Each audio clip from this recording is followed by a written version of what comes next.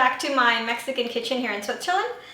Today I have a sweet recipe for you guys. I'm not sure how I would call it in English. In Spanish it's gorditas, but these are sweet ones. They're going to be flavored with sugar and cinnamon. They're really super yummy, like to have them at nighttime with a glass of hot chocolate or I don't know, coffee or milk or whatever you guys enjoy drinking. They're really, really nice, so I hope you guys enjoy preparing these with me. The ingredients you need for your sweet gorditas are 7 tablespoons of sugar, 2 teaspoons of cinnamon, half a teaspoon of salt, 2 cups of tortilla flour. This is special flour for tortillas. You can't use polenta or anything else. It has to be the special flour for tortillas. 1.5 cups of hot water, cooking oil. Okay, so step number 1 is it's basically the same thing as making your tortilla dough or gorditas dough. You're going to put all the corn flour in the bowl and you're going to add 1 cup of hot water only. The other half cup you're going to leave in your measuring cup.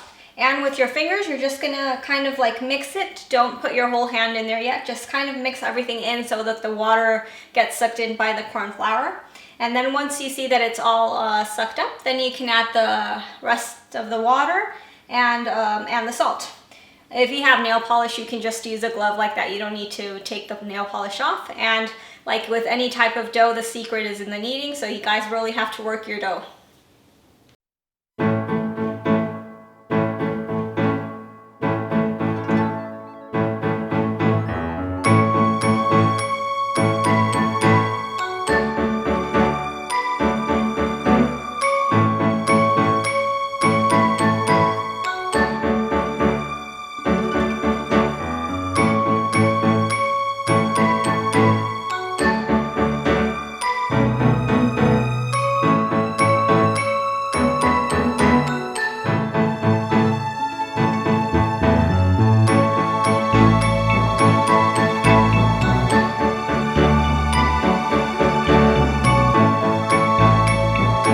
Okay, so our flour has absorbed all the water, and the next step is adding our sugar and cinnamon, and we're going to continue kneading the dough.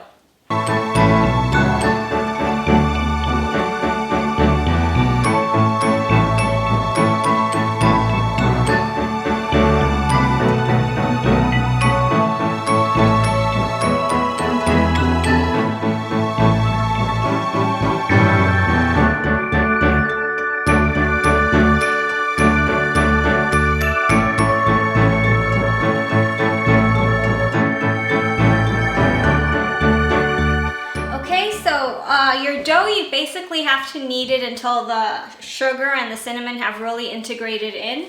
The dough is going to change into this light brown caramel-like color. So if you see your dough looks like this, then you're pretty much done.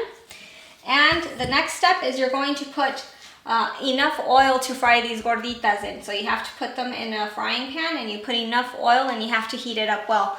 Don't heat it too much either because they will burn. So you have to be very careful with the heat in your stove.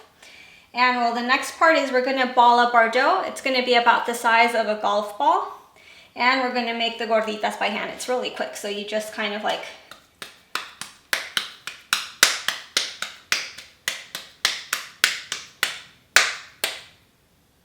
and they're about the size of my 4 fingers. They're not too big, and just try to make them as round as possible so they look nice. And you can put several in the pan so you finish faster. You have to be flipping them over so that they cook evenly, and it's about 5 minutes cooking. I've never really timed them, I'm sorry.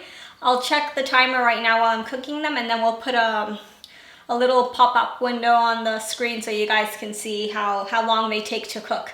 But dough, when it's ready, it changes color and it kind of blows up, so you'll notice it's different.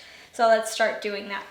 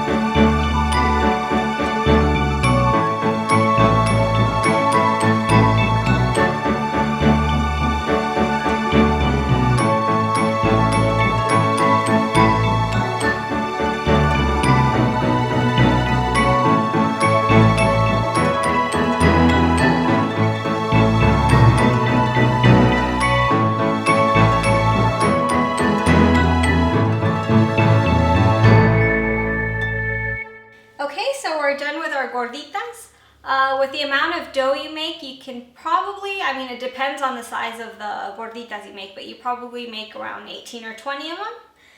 My sons, they love eating these like with whipped cream on them. They love it like that. So just an idea if you guys want to try them out. One thing is, a lot of people like to criticize recipes. They see something and then they tell you, no, that's not how you do it. But the thing is, they forget, I don't live in Mexico, so I don't have the access to all the basic ingredients that someone who lives in Mexico does. Maybe I do have it in my house, but other people don't. So I like improvising with ingredients that one could find in their house. In this case, almost everyone has sugar and cinnamon in their house. So if you don't have piloncillo, which is how the traditional recipe is made with, you can improvise using the sugar and the cinnamon. So just remember that if you guys feel frustrated with a recipe because you don't have the ingredients, just improvise and like imagine flavors and try to figure out what would work for you, what you have in your town, in your country, wherever you live, and make use of that. I hope you guys enjoyed the recipe. It was really easy. It's really yummy. Give them a try and let me know in the comments if you like them or not. See you, and don't forget to subscribe. Thank you for watching the video. I hope you enjoyed it. Please watch the other videos. Just click on the links and don't forget to subscribe to my channel. Thank you.